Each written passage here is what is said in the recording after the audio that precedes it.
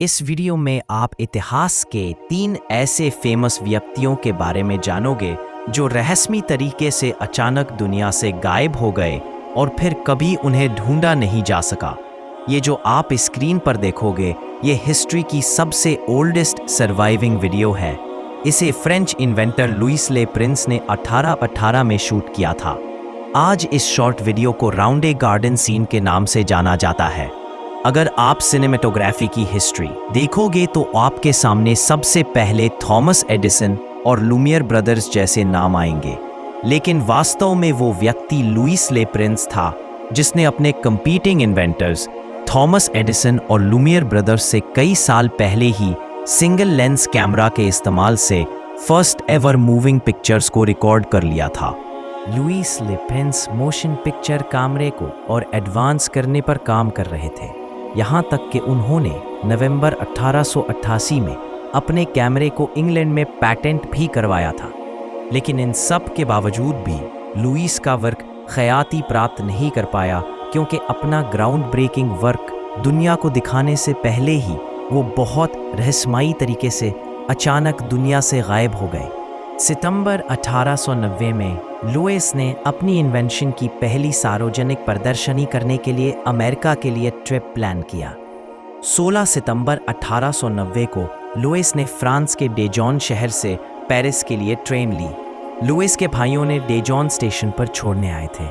Louis ले Prince Paris में अपनी डेस्टिनेशन पर नहीं पहुंचे, ना ही उसके बाद कभी उन्हें देखा गया और ना ही ट्रेन से लुइस का सामान और उनके पर्सनल पेपर्स पाए गए। फ्रेंच पुलिस और लुइस की फैमिली ने उनको ढूंढने की बेतहाशा कोशिशें की, लेकिन उन्हें कभी ढूंढा नहीं जा सका।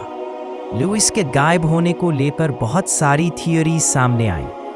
कुछ लोगों ने अनुमान लगाया कि लुइस शायद किसी हादसे का शिकार हो गए और वो पेरिस जाते सामने ट्रेन से नदी में गिर गए, और कुछ लोगों ने कहा कि पैसों के लिए लुइस की हत्या की गई। लेकिन जिस बात को लेकर सबसे ज्यादा स्पेक्युलेट किया गया वो ये कि लुइस ले प्रिंस को शायद किसी ऐसे व्यक्ति ने मार डाला हो जो उनकी इन्वेंशंस को चुराना चाहता था। लेकिन सच क्या है कभी पता नहीं चल पाया।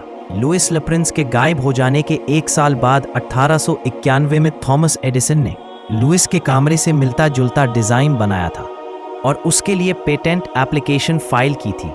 शुरुआत में कोर्ट ने उसे मंजूरी भी दे दी, लेकिन 1 साल बाद उस रूलिंग को ओवरटर्न कर दिया गया। सिनेमाटोग्राफी की हिस्ट्री में लुइस ले प्रिंस का नाम इतनी ख्याति प्राप्त नहीं कर सका जितने कि थॉमस एडिसन और लुमियर ब्रदर्स। लेकिन अर्ली मोशन पिक्चर टेक्नोलॉजी की डेवलपमेंट में लुइस ले प्रिंस के कंट्रीब्यूशन को देखते हुए आज इनको सिनेमाटोग्राफी का फादर कहा जाता है। अब आते हैं दूसरे रहस्यमयी गायब होने वाले शख्स की कहानी पर, जेन स्पेंगलर।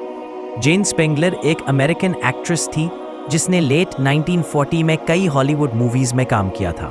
7 अक्टूबर 1939 की शाम को जेन अपने घर से निकली।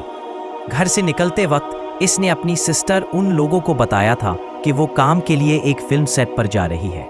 इसके बाद जेन को आखिरी बार उसके घर से कुछ दूर एक ग्रोसरी स्टोर पर देखा गया था। जेन स्पेंगलर के डिसअपीयर होने के कुछ दिन बाद एक पार्क में उनका पर्स गिरा हुआ पाया गया।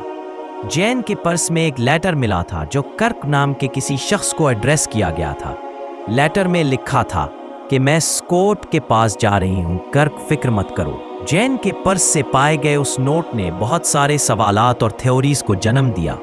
कुछ लोगों का मानना था कि नोट में लिखे शब्दों से यह जाहिर होता है कि जेन कर्क नाम के किसी व्यक्ति से मिलने गई थी और स्कॉट नाम के किसी डॉक्टर के साथ उसकी सीक्रेट अपॉइंटमेंट थी। लेकिन बहुत से लोगों ने इस थ्योरी को मानने से इनकार कर दिया और कहा कि नोट में लिखे ये शब्द कोई कोड हो सकता है जो किसी डेंजरस घटना की ओर इशारा था। कुछ लोगों ने स्पेकुलेट किया कि जेन पर्पसली डिसअपीयर हो गई थी अपनी पुरानी जिंदगी को छोड़कर एक नई लाइफ की शुरुआत करने के लिए। ऐसी ही बहुत सारी थ्योरीज और स्पेकुलेशंस इस दौरान सामने आती रहीं। इस दौरान जेन स्पेंगलर के केस ने काफी अटेंशन गेन की थी, क्योंकि जेन एक एक्ट्रेस थी और वो काफी जानी मानी महज 26 साल की एक युवा लड़की थी। पुलिस ने कई सालों तक जेन की डिसअपीयरेंस को इन्वेस्टिगेट किया, लेकिन कोई पुख्ता सुराग नहीं मिल सका। कुछ सस्पेक्ट्स भी सामने आए, मगर आज तक जेन स्पेंगलर का अंजाम एक रस्मी राज बनकर रह गया है।